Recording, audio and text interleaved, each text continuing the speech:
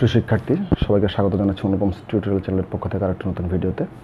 আজকে আমরা ভিডিওটা তৈরি করছি বিবিএ ফার্স্ট ইয়ার অথবা বিবিএ সেকেন্ড ইয়ার বা যারা এমকম প্রিলিতে পড়ছেন তাদের জন্য প্রিন্সিপাল অফ ফিন্যান্সের কস্ট অফ ক্যাপিটালের চ্যাপ্টারের উপর। আজকে আমরা কস্ট অফ ক্যাপিটালের চ্যাপ্টারের WSSর আরেকটি কোশ্চেনের সমাধানে যাব। এই কোশ্চেনটি ন্যাশনাল ইউনিভার্সিটি অনার্সের 2005 সালের বোর্ড কোশ্চেন এসছে। আমার বইটা অনেক পুরাতন, আর নতুন বই না থাকার কারণে আর আপডেট কোনো কিছু দিতে পারছি না। হয়তো এর পরবর্তীতেও আরও 3-4টা কোশ্চেন আসতে পারে। খুব মোস্ট ইম্পর্ট্যান্ট একটা কোশ্চেন। আর শুরুতে বলছি, আপনারা ভিডিওটা কেটে কেটে দেখবেন না, পুরোপুরি ভিডিওটা দেখবেন। দেখার পরে যদি ভালো লাগে তাহলে অবশ্যই, যদি ইচ্ছা হয় কমেন্টস করবেন, আর যদি ইচ্ছা হয় চ্যানেলটাকে সাবস্ক্রাইব করবেন, আর যদি ইচ্ছা না হয় কমেন্টসও করবেন না, সাবস্ক্রাইব করবেন না। তো যাই হোক, আমরা কথা না বাড়িয়ে দেখি প্রশ্নটা দেখে কী বলা হয়েছে। বলা হয়েছে এখানে, assuming corporate tax rate 50% and personal income tax rate 30%, find out the cost of following sources. তো এখানে আমাদেরকে ফার্স্টে 6টা রিকোয়ারমেন্ট দেওয়া হয়েছে। তো রিকোয়ারমেন্টের পরে তারা বলে দিয়েছে আমাদেরকে calculate the WSSC assuming the following weight average in the capital structure. Capital স্ট্রাকচারের কিছু মান দেওয়া হয়েছে। তাহলে আমাদেরকে ফাইনালি মূল কথা যেটা আমাদেরকে এই কোশ্চেন থেকে করতে বলা হয়েছে WSSC। তো WSSC করার জন্য তারা আমাদেরকে অলরেডি 6টা অল্টারনেটিভ দিছে। তো ফার্স্টে আমরা যে সোর্সগুলো বা অল্টারনেটিভগুলো দেওয়া হয়েছে আগে আমরা সেগুলো পড়ে সমাধান করি, তারপর আমরা একসাথে অঙ্ক সমাধানে যাব। 1 নম্বরে বলা হয়েছে এ 10 years 12% বন্ড অফ টাকা 1000 সোল্ড ফর টাকা 1200 অ্যান্ড 5% আন্ডাররাইটিং কস্ট। তাহলে যেহেতু এটা বন্ড বলতে আমরা কী বুঝি ভাই? ডিবেঞ্চারকে বুঝি। তাহলে ডিবেঞ্চারের ব্যয় নির্ণয় করতে বলা হয়েছে। যেহেতু ডিবেঞ্চারের ব্যয়ের ক্ষেত্রে আমাদের বছর দেওয়া হয়েছে, সো এটা হচ্ছে রিডিউমেবলের সূত্র। তো আমরা ফার্স্টে লিখছি working one. We know cost of, যেহেতু বন্ড বলেছে আমরা বন্ড দিচ্ছি, আর পাশাপাশি আপনি যদি ডিবেঞ্চার বা ডেট দিতে চান তাও সমস্যা নাই। কেডি সমান তাহলে আমাদের যেহেতু এখানে বছর দেওয়া হয়েছে, তাহলে বছর থাকলে বুঝে নিতে হয় কী হয়, এটা রিডিউমেবলের কোশ্চেন। তাহলে রিডিউমেবলের কোশ্চেনের ক্ষেত্রে সূত্রটা কি? I × 1 - T plus RV minus NSB by N, আর নিচে হচ্ছে RV প্লাস NSB বাই 2, আর লাস্টে হচ্ছে ইন্টু কত ভাই? 100। যারা এই ক্লাসটি দেখছেন অনুরোধ করবো, আমাদের পূর্বে এই চ্যাপ্টারের উপর অলরেডি আরও 4টা ভিডিও আপলোড করা আছে। 4টা ভিডিও ভালোভাবে ফুলফিল দেখলে এখনকার ভিডিওগুলো বুঝতে আপনাদের জন্য অনেকটাই সুবিধা হবে। তো দেখি তারপরে কি করা যায়। আবার আমরা চলে যাচ্ছি হেয়ারে। তাহলে আমরা লিখছি হেয়ার। তো অঙ্কগুলো শুরুতে ফার্স্টে FB থেকে মানে ফেস ভ্যালু থেকে লিখতে হয়। তো বলা হয়েছে 10 years 12% বন্ড অফ টাকা 1000 সোল্ড ফর 1200। তাহলে বিক্রয় মূল্য হচ্ছে 1200 টাকা, আর 1000 টাকা যেটা আছে ওইটা হচ্ছে আমার ফেস ভ্যালু। তাহলে ফেস ভ্যালু লিখছি আমরা টাকা 1000। এরপর আমার কী লাগবে ভাই? আয়ের দরকার। তাহলে আয়ের জন্য তারা বলে দিয়েছে 12% বন্ড। তার মানে যেটা পার্সেন্টেজ থাকলে আমরা প্রথম ক্লাস থেকে বলে আসছি, যদি কোনো পার্সেন্টেজের কাজ করতে হয় কার উপরে ধরতে হবে, তা যদি বলা না থাকে সবসময় ফেস ভ্যালুর উপরে ধরতে হয়। তাহলে 1000 ইন্টু আমরা দিচ্ছি 12% = টাকা 120। আবার আই পেয়ে গেলাম।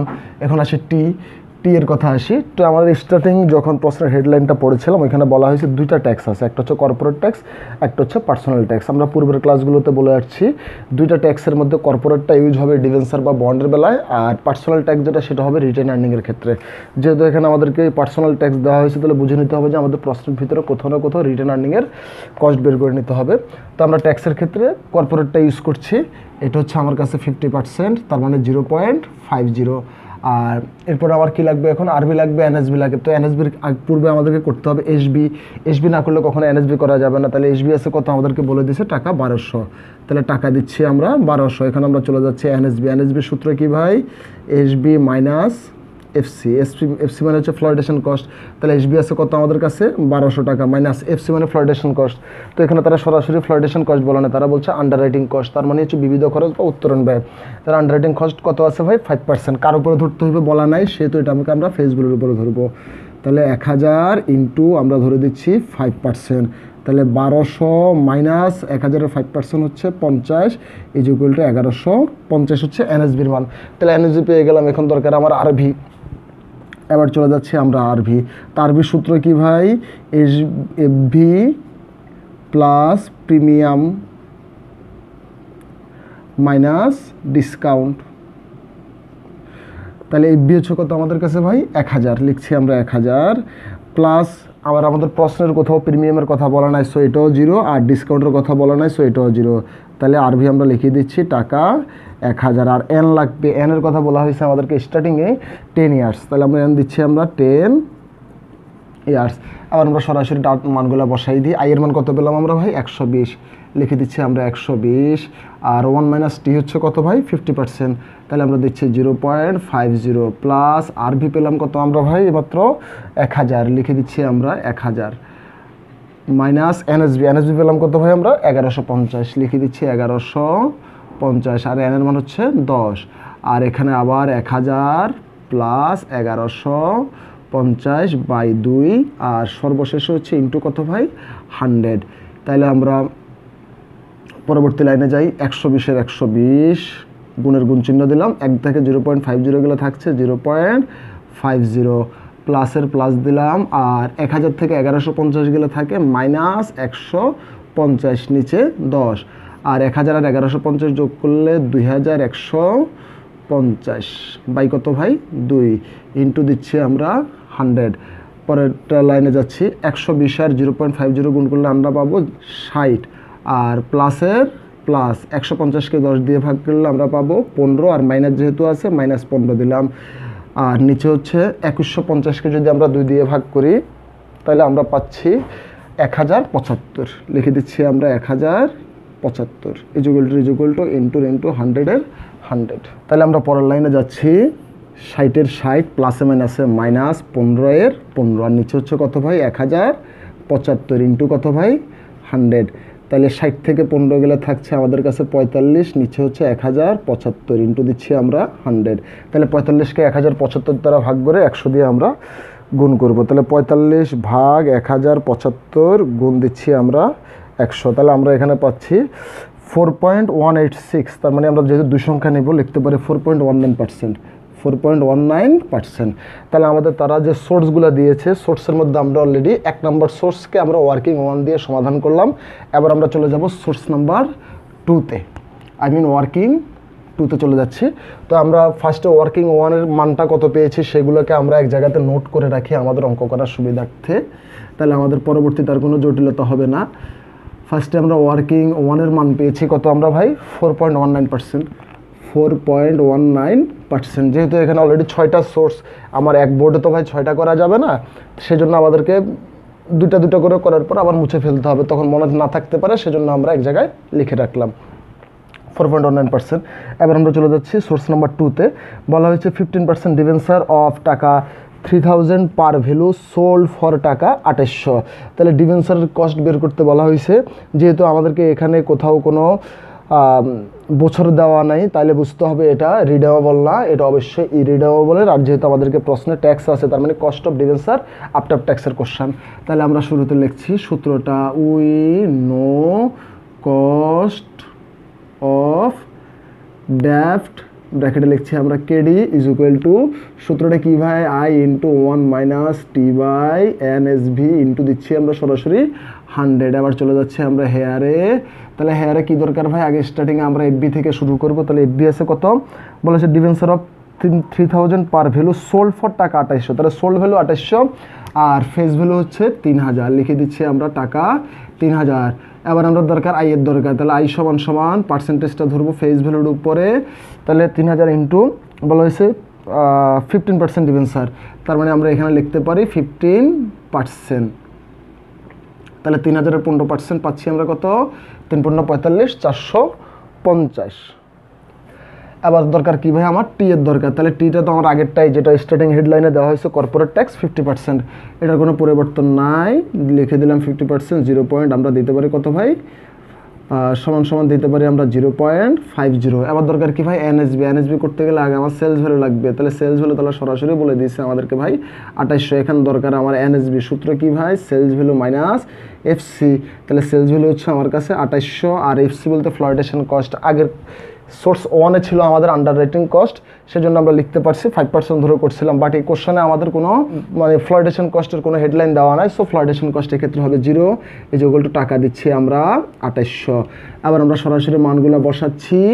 আই এর মান কত পাইলাম আমরা ভাই 450 দিয়ে দিচ্ছি আমরা 450, আর 1 মাইনাস 0.t হচ্ছে কত ভাই 50, আর এনএসবি কত পেলাম ভাই আমরা 2800 পেলাম, লিখে দিলাম 2800 ইন্টু দিচ্ছি আমরা কত 100, আর 450 গুণ 1 থেকে 0.5 গেলে 0 থাকলে থাকছে 0.50, আর নিচে 2800 এর 2800 গুণ দিচ্ছি আমরা কত ভাই 100, তাহলে 450 আর 0.50 যদি গুণ করে তাহলে আমরা পাবো 225 বাই কত ভাই 2800 ইন্টু দিচ্ছি আমরা 100।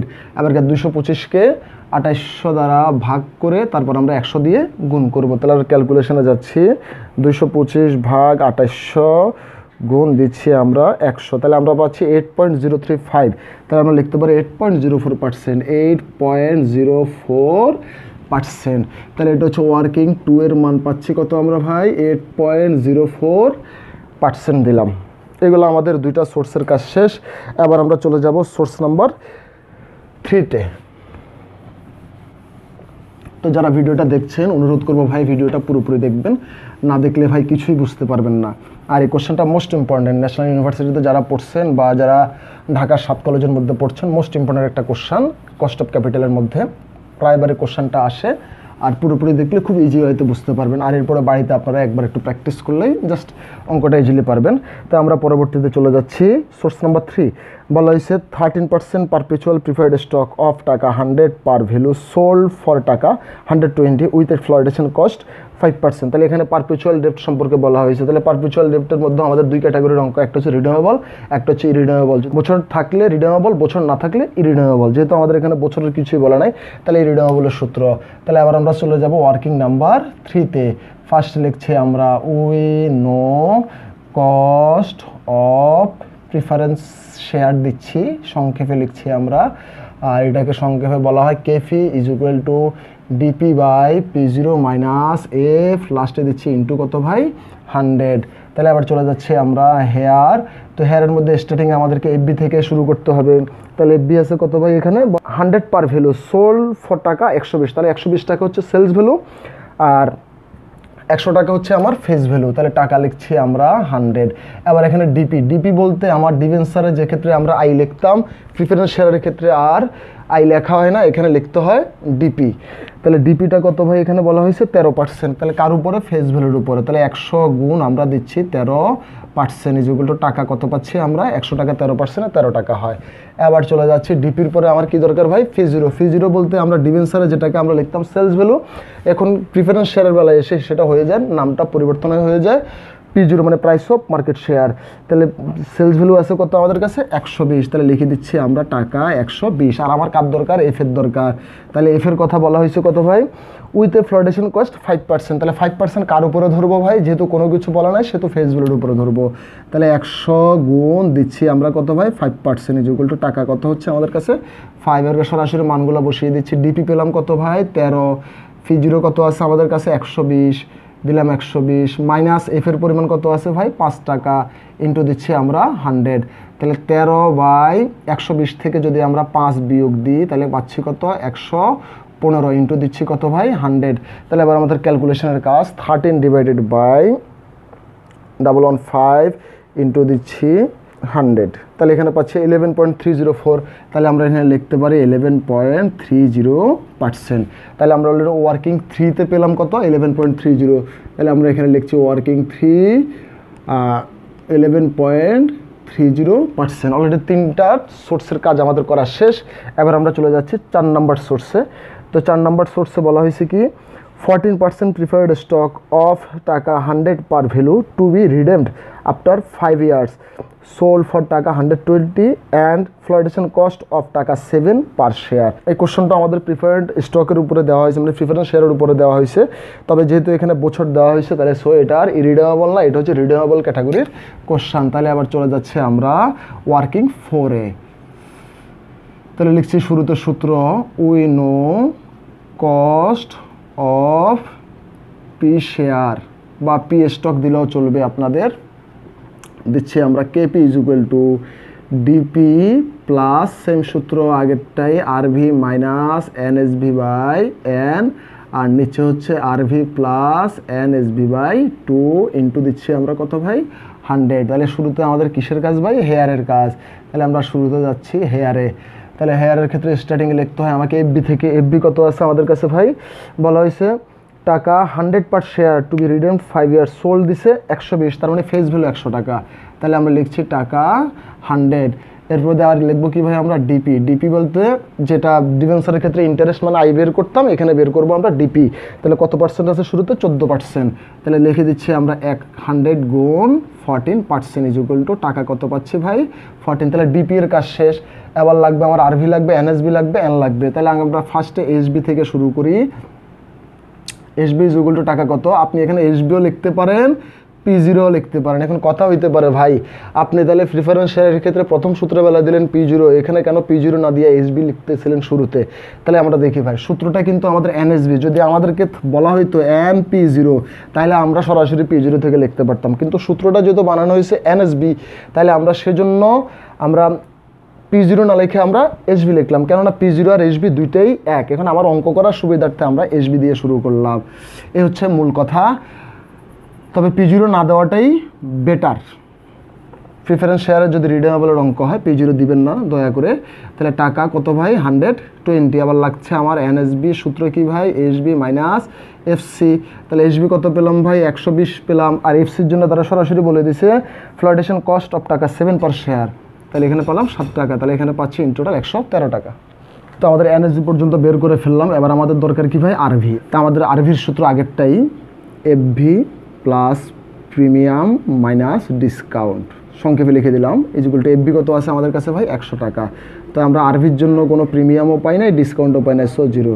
তাহলে আরভি ইজ ইকুয়াল টু টাকা কত ভাই 100 ইজ ইকুয়াল টু দিলাম। আবার সরাসরি মান ডিপি কত পেলাম ভাই 14, আবার দিচ্ছি প্লাস আরভি পেলাম কত আমরা ভাই 100 মাইনাস এনএসবি পেলাম কত 113, লিখে দিচ্ছি 113। এখন দরকার এনটা আমরা লিখি নাই, এনের কথা তারা প্রশ্নে বলে দিয়েছিল আফটার 5 ইয়ার্স, তার মানে এনের মান হচ্ছে 5 ইয়ার্স।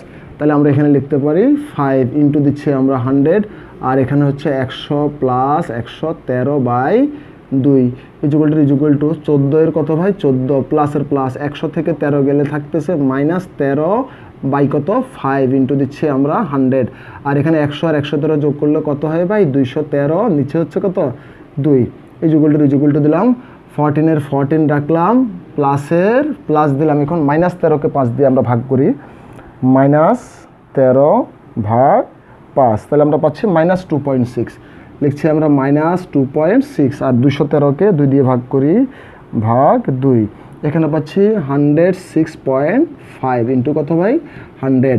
তাহলে 14 এর 14 প্লাসে মাইনাসে মাইনাস 2.6 বাই 106.5 ইন্টু দিচ্ছি আমরা কত ভাই 100।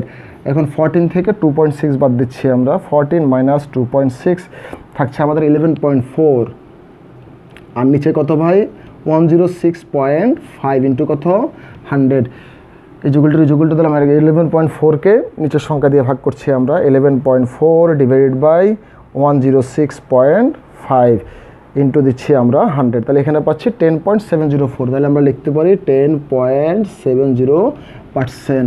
তাহলে আমরা ওয়ার্কিং 4 পেলাম কত ভাই 10.70%। অলরেডি 4টা ওয়ার্কিং আমরা 4টা সোর্স মানে 4টা ওয়ার্কিং করে ফেললাম। এবার চলে যাচ্ছে আমরা ওয়ার্কিং নাম্বার 5-এ। তো ওয়ার্কিং নাম্বার 5টা আমরা এখান দিয়ে করে দিতে পারবো, যেহেতু ওয়ার্কিং নাম্বার 5-এ বলা হয়েছে কমন স্টক সম্পর্কে। তাহলে কমন স্টকটা আমরা অল্প একটু জায়গার মধ্যে আমরা করে দিচ্ছি ওয়ার্কিং 5। তাহলে এখানে বলা হয়েছে কি আবার দেখি, common stock selling at current market price of টাকা 175, তার মানে সাধারণ শেয়ার বিক্রয় মূল্য 175 টাকা, and current dividend declared in টাকা 14 পার শেয়ার, লভ্যাংশ ঘোষণা করা হয়েছে 14 টাকা করে, which is expected to growth at the rate of 6%, যেখানে লভ্যাংশ বৃদ্ধির হার 6%, flotation cost being 5% of market price. তাহলে ফ্লোটেশন কস্ট 5% ধরতে বলা হয়েছে কার উপরে, যেটা বিক্রয় মূল্যের উপর ধরতে হবে। তাহলে এখানে কমন স্টকের কস্ট বের করবো আমরা, তাহলে লিখছি আমরা we know cost of common stock মানে কেই সমান সমান D1/P0 মাইনাস এফ প্লাস জি ইন্টু দিচ্ছি আমরা কত ভাই 100। তাহলে আবার আমরা হেয়ারে চলে যাচ্ছি। তাহলে হেয়ারের মধ্যে স্টার্টিংয়ে আমার P0 দেওয়া হয়েছে আমাদেরকে বিক্রয় মূল্য কত টাকা ভাই, টাকা 175 D1। তাহলে এখানে যদি লভ্যাংশটা যদি ঘোষণা করা হয় তাহলে D1, আর যদি লভ্যাংশ যদি অতীত বা বর্তমানকে বোঝা যদি ঘোষণা না করে মানে ভবিষ্যৎ ছাড়া যদি অতীত বা বর্তমান হয় তাহলে হচ্ছে D0। তাহলে আমাদের প্রশ্নের ঘোষণার কথা বলেছে, তাই আমরা সরাসরি লিখে দিলাম D1 কত টাকা আছে ভাই 14 টাকা। তাহলে লিখে দিচ্ছি আমরা টাকা 14। এখন দরকার আমার জি এর দরকার, তাহলে জি লিখছি আমরা। জি বলা হয়েছিল আমাদেরকে 6%, তার মানে ভাঙাইলে আমরা পাচ্ছি 0.06। এরপরে দিয়ে আসে আমাদেরকে এফ এর কথা, মানে এফ এর জন্য মান দেওয়া হয়েছে কত টাকা ভাই 5% মার্কেট প্রাইসের উপর। তাহলে আমরা দিচ্ছি এফ সমান সমান 5% কার উপরে ধরতে বলছে ভাই মার্কেট প্রাইস। তাহলে মার্কেট প্রাইস কত 175 দিলাম, 175 ইন্টু দিলাম আমরা 5%। তাহলে এবার 175-এর 5% কত হয় আমরা দেখি, 175 ইন্টু 5%, তাহলে আমরা পাচ্ছি 8.75। লিখতে পারি আমরা 8.75। আবার সরাসরি মানগুলো বসাচ্ছি আমরা। তাহলে D1 কত পেলাম আমরা ভাই 14 দিলাম, P0 পেলাম 175 দিলাম, 175 মাইনাস এফ পেলাম আমরা 8.75 প্লাস 0.06 ইন্টু দিয়ে দিচ্ছি আমরা কত ভাই 100। তাহলে 14-এর 14 দিলাম, আর 175 থেকে 8.75 আমরা লেস দিচ্ছি, এখানে পাচ্ছি 166.25, 166.25 প্লাস 0.06 ইন্টু দিচ্ছি আমরা কত ভাই 100। আবার হচ্ছে 14কে এটা দিয়ে আমরা ভাগ করব, তাহলে 14 ভাগ 166.25 দিয়ে ভাগ করলাম প্লাস 0.06, লাস্টে গুণ দিব কত ভাই 100। তাহলে এখানে পাচ্ছি 14.421। তাহলে আমরা সরাসরি লিখতে পারি 14.42%। এটা ওয়ার্কিং কিসের মান ভাই 5 এর মান পেলাম 14.42%। অলরেডি 5টা ওয়ার্কিং আমাদের করা কমপ্লিট। আবার আমরা চলে যাব আমাদের সর্বশেষ ওয়ার্কিং 6 নম্বরে। আর ভাই যাদের বুঝতে সমস্যা হবে তারা অনুগ্রহপূর্বক কমেন্টস করবেন। আর সেম ক্যাটাগরির কোশ্চেন আপনাদের যদি কোনো টেস্ট পেপার বা কোনো বইতে পান অঙ্কগুলো প্র্যাকটিস করবেন। প্র্যাকটিস করার সময় যদি কোথাও প্রবলেম পড়েন তাহলে কমেন্টস করবেন, বা ছবি সহ সরাসরি কমেন্টস করবেন, তাহলে আমরা সেই অনুযায়ী আবার পুনরায় রিভিউ ক্লাস করাবো। তাহলে আবার চলে যাচ্ছি ওয়ার্কিং নাম্বার 6। তাহলে ওয়ার্কিং নাম্বার দিচ্ছি আমরা 6। তো এখানে বলা হয়েছে কি আমাদেরকে, a common share of a company which does not believe in further external financing in selling for টাকা 150। যেখানে একটা বিক্রয় মূল্য দেওয়া হয়েছে কত টাকা ভাই 150 টাকা, তার মানে ফিজির মান। দ্য IPS ইজ টাকা 25, আর্নিং পার শেয়ার দেওয়া হয়েছে 25 টাকা, and dividend pay out ratio is 40%। তাহলে ডিভিডেন্ড পে আউট রেশিও দিয়েছে 40%, the expected growth rate is 8%। তাহলে এখানে যেহেতু স্টার্টিংয়ে কমন শেয়ারের কথা বলছে, আমরা শুরুতে কমন শেয়ার দিয়ে লিখছি আমরা, we know cost of common share কেই সমান সমান D1/P0 মাইনাস এফ দিলাম প্লাস জি ইন্টু কত ভাই আমাদের সূত্র অনুযায়ী 100। এবার আমরা চলে যাচ্ছি হেয়ারে। তো স্টার্টিংয়ে আমাদেরকে তারা P0 তারা দিয়ে দিছে কত টাকা ভাই 150 টাকা দিছে, লিখছি আমরা টাকা 150। এখন আসি আমাদের, তাহলে আমাদের কি কি দরকার ভাই, D1 দরকার, এফ দরকার, জি এর দরকার। তাহলে জি এর কথা তারা অলরেডি বলে দিছে 8%।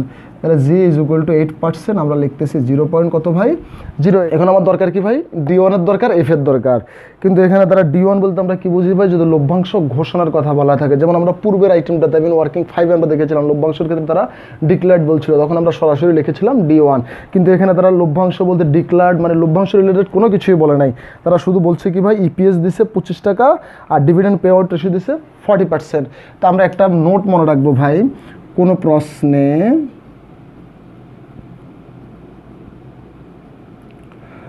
কমন শেয়ারের কোনো প্রশ্নে ইপিএস ও ডিভিডেন্ড ডিপিআর মানে ডিভিডেন্ড পে আউট রেশিও থাকলে দুটো গুণ করলে D0 পাওয়া যাবে। তারপর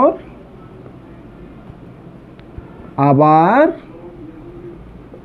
D1 নির্ণয় করতে হবে। তাহলে আমরা নোটটা কি লিখলাম ভাই, কমন শেয়ারের কোনো প্রশ্নে ইপিএস ও ডিপিআর, ডিপিআর বলতে ডিভিডেন্ড পে আউট রেশিও থাকলে দুটো গুণ করলে D0 পাওয়া যাবে। তার মানে ইপিএস এবং ডিপিআর এখন আমরা গুণ করলে আমরা কি পাবো ভাই, D0।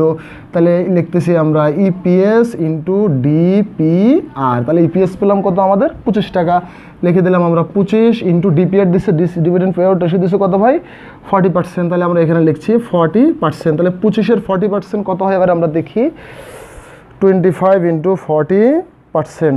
তাহলে এখানে পাচ্ছি আমরা মাত্র 10 টাকা পাচ্ছি। তাহলে D0 হলো কত ভাই 10। এরপর লিখছি কি ভাই আমরা, তারপর আবার D1 নির্ণয় করতে হবে। আবার আমরা লিখতেছি D1 সমান D0 ইন্টু 1 প্লাস জি। তাহলে D0 পেলাম কত ভাই 10, আর 1-এর 1 প্লাস জির মান পেলাম কত আমরা ভাই 8%। তার মানে 0 পয়েন্ট দিচ্ছি আমরা 0.8। তাহলে 10 ইন্টু 1.08, তাহলে গুণ করলে আমরা পাচ্ছি কত 10 ইন্টু 1.08, তাহলে আমরা পাচ্ছি 10.8। তো এটাকে আপনারা খাতায় আশা করবো যে নোট করে নেবেন। তাহলে আমরা অলরেডি D1ও পেয়ে গেলাম। এখন দরকার আমার এফের কথা। এখানে দেখতেছি যে এখানে এফ রিলেটেড কোনো কিছু আপাতত বলা নাই, তার মানে এফটাকে আমরা ধরতে পারি কি ভাই 0। তাহলে আমরা সরাসরি লিখছি D1 কত পেলাম আমরা ভাই 10.8 দিলাম। ফি0 কত পেলাম, স্টার্টিংয়ে পেলাম 150 দিলাম, 150 মাইনাস এফ মানে 0 নাই, তার মানে প্লাস জি এর মান কত পেলাম 0.08 পেলাম, আর লাস্টে ইন্টু দিচ্ছি কত ভাই 100। তাহলে 10.8 বাই 150 প্লাস 0.08 ইন্টু দিচ্ছি কত ভাই 100 ইজ ইকুয়াল টু দিলাম। এবার 10.8কে আমরা 150 দিয়ে ভাগ করি, 10.8 ডিভাইডেড বাই 150 দিয়ে ভাগ করলাম, প্লাস দিব কত ভাই 0.08কে আমরা যোগ করলাম, আর গুণ দিব কত দিয়ে ভাই 100 দিয়ে। তাহলে দিলাম আমরা 100। তাহলে আমরা পাচ্ছি কত ভাই 15.2% পেয়ে গেলাম। তাহলে এই হচ্ছে আমাদের রিকোয়ারমেন্ট অনুযায়ী ওয়ার্কিং 6টা পর্যন্ত আমরা করে ফেললাম। কিন্তু এখানে একটা জটিলতা আছে ভাই। জটিলতা আছে কোথায় ভাই, আমরা প্রশ্ন শুরুতে বলেছিলাম আমাদেরকে এখানে দুইটা ট্যাক্স আছে, একটা হচ্ছে কর্পোরেট ট্যাক্স, একটা হচ্ছে পার্সোনাল ট্যাক্স। কর্পোরেট ট্যাক্সটা ইউজ হয় ডিফেন্সের বেলায়, আর পার্সোনাল ট্যাক্সটা ইউজ হয় কিসের জন্য ভাই রিটেন আর্নিংয়ের জন্য। যেহেতু আমাদেরকে ট্যাক্সটা দেওয়া হয়েছে, তখনই আমরা প্রশ্নের শুরুতে বলেছিলাম যেহেতু ট্যাক্স আছে হয়তো আমাদেরকে রিটেন আর্নিংয়ের সূত্র প্রয়োগ করা লাগতে পারে। তাহলে যদিও আমাদেরকে এখানে রিটেন আর্নিংয়ের কোনো কথা বলা নাই, কিন্তু যেহেতু আমাদেরকে এখানে তারা রিটেন আর্নিংয়ের জন্য তারা পার্সোনাল ট্যাক্স দিয়ে দিয়েছে, তাহলে আমাদেরকে রিটেন আর্নিংয়ের সূত্র প্রয়োগ করতে হবে। তো সেজন্য আমরা একটা নোট লিখে দিচ্ছি।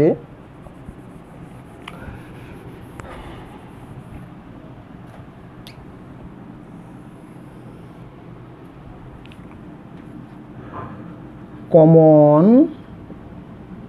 শেয়ারের কস্ট বের করতে বলা হলেও উক্ত প্রশ্নে যদি পার্সোনাল ট্যাক্স থাকে তাহলে রিটেইনড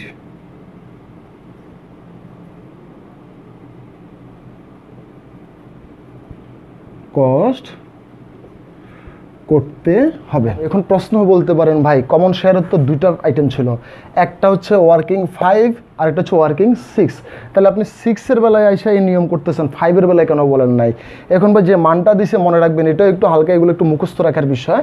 যদি কমন শেয়ারের কোশ্চেন ক্ষেত্রে যদি আপনাকে কস্ট বের করতে বলা হয়, তখন প্রশ্ন যদি রিটেন আর্নিংয়ের জন্য যদি যদি পার্সোনাল ট্যাক্সের যদি পার্সেন্টেজ দেওয়া থাকে, তখন মনে রাখবেন যদি দুইটা হেড থাকে, তখন পরবর্তীতে সর্বশেষ যে কমন স্টকের কস্টটা বের করবেন, ওই ক্ষেত্রে গিয়ে আপনি রিটেন আর্নিংয়ের জন্য আবার নতুন করে পার্সেন্টেজ বের করে নেবেন, যেহেতু যদি আপনার কাছে প্রশ্নে পার্সোনাল ট্যাক্স দেওয়া থাকে। আর যদি সিঙ্গেল একটা আইটেম থাকে, তখন ওইটার ক্ষেত্রে আপনি একসাথে কস্ট অফ রিটেন আর্নিংয়ের পার্সেন্টেজটা বের করে নেবেন। যেহেতু এখানে দুইটা হলে আমরা পরবর্তীতে যেটা দেখবো তার সাথে আমরা কাজ করব। তাহলে আমরা বলছি কি, উক্ত প্রশ্ন যদি পার্সোনাল ট্যাক্স থাকে তাহলে রিটেন আর্নিংয়ের কস্ট নির্ণয় করতে হবে। তাহলে অলরেডি আমরা কমন শেয়ারের আমরা পার্সেন্টেজ নির্ণয় করছি, এখন আমরা কী করবো ভাই রিটেন আর্নিংয়ের ইয়ারটা নির্ণয় করবো। তাহলে আমরা লিখছি as there is given personal tax, so we know cost of retained earning, মানে যাকে বলা হয় K R is equal to, সূত্রটা কী ভাই, K into 1 minus TP into দিচ্ছি আমরা কত ভাই 100। তাহলে এখন আবার আমরা হেয়ারে চলে যাচ্ছি।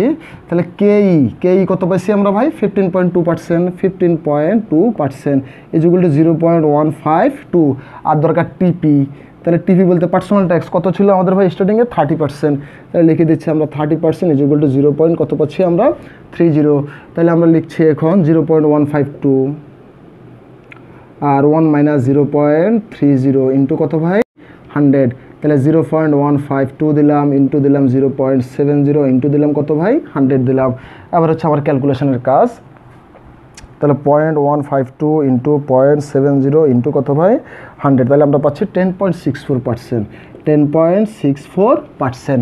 ওয়ার্কিং 6-এর পেলাম কত আমরা ভাই 10.64%। অলরেডি আমরা 6টা মান বের করে নিলাম। এবার হচ্ছে আমাদের সর্বশেষ অঙ্কের কাজ।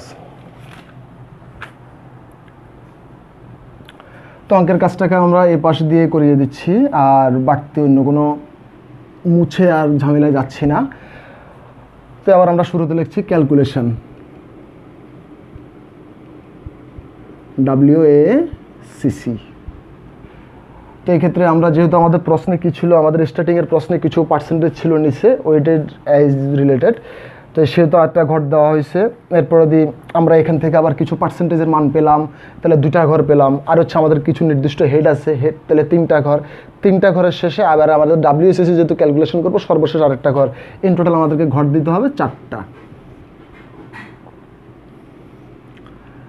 তাহলে একটা হচ্ছে হেডের জন্য একটা ঘর দিলাম, এরপরে হচ্ছে যাই আমরা যে মানগুলো পেলাম এটার জন্য একটা ঘর দিলাম, প্রশ্নে যে মানটা দেওয়া হয়েছে আমাদেরকে তার জন্য একটা ঘর দিলাম, আর সর্বশেষে WACCর জন্য একটা ঘর। তাহলে শুরুটা হচ্ছে আমরা দিতে পারি হেড বা টাইটেল, TITLE। যেহেতু আমরা এগুলো কস্ট নির্ণয় করছি আমরা, তাহলে কস্টের জন্য একটা ঘর দিতে পারি। আর আমাদের বইতে ছিল ওয়েটেড এজ নামে একটা ঘর ছিল। আর সর্বশেষে আমরা দিতে পারি weighted cost, WEIGSTED, weighted cost দিতে পারি। তাহলে আমরা টাইটেলের মধ্যে ফার্স্টটা কী ছিল আমাদের মাত্র বন্ড লিখতে পারি আমরা। এরপরটা কী ছিল ভাই ডিবেঞ্চার মানে ডেপ্ট। এরপরটা ছিল কি ভাই প্রিফারেন্স শেয়ার। এরপরটা কী ছিল ভাই প্রিফারেন্স শেয়ারে ছিল। এরপরটা কী ছিল ভাই কমন শেয়ার। আর লাস্টেরটা যদিও কমন শেয়ার ছিল আমরা করেছি কিন্তু ভাই রিটেন আর্নিং। তাহলে আমরা লিখছি রিটেন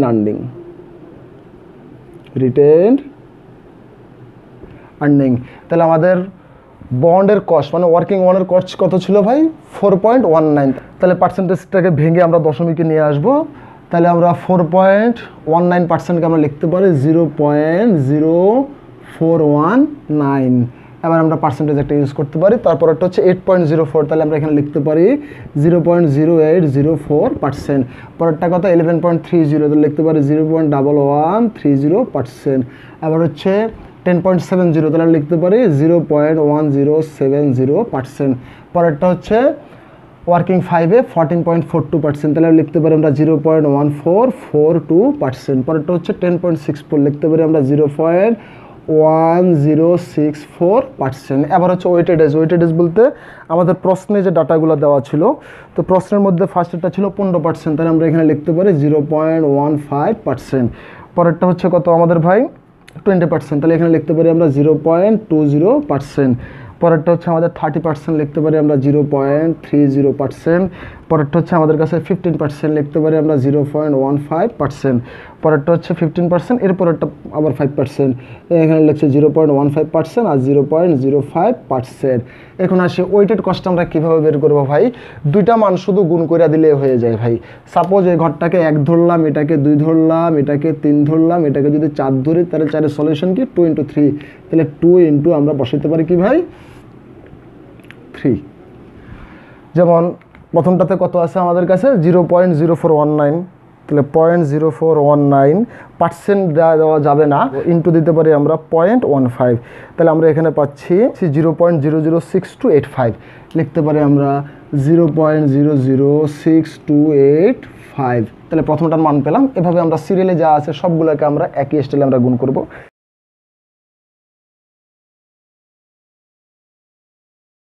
আমরা সবগুলোকে সিরিয়ালি আমরা যোগ করব। তাহলে 0.10026, তাহলে যেহেতু WSCC করতে বলা হয়েছে, আবার আমরা সর্বশেষে কী করবো ভাই, এটাকে 100 দ্বারা গুণ করে দিলে আমাদের পার্সেন্টেজ ফরম্যাটে চলে আসবে। তাহলে সুতরাং WSCC সমান 0.10026 ইন্টু কত দিতে পারি ভাই আমরা 100। তাহলে এখানে পাবো আমরা 0.10026 ইন্টু দিতে পারি আমরা 100, 10.0026%, 10.0026%। তো যাই হোক, এই ছিল আমাদের আজকের অঙ্কের সমাধান।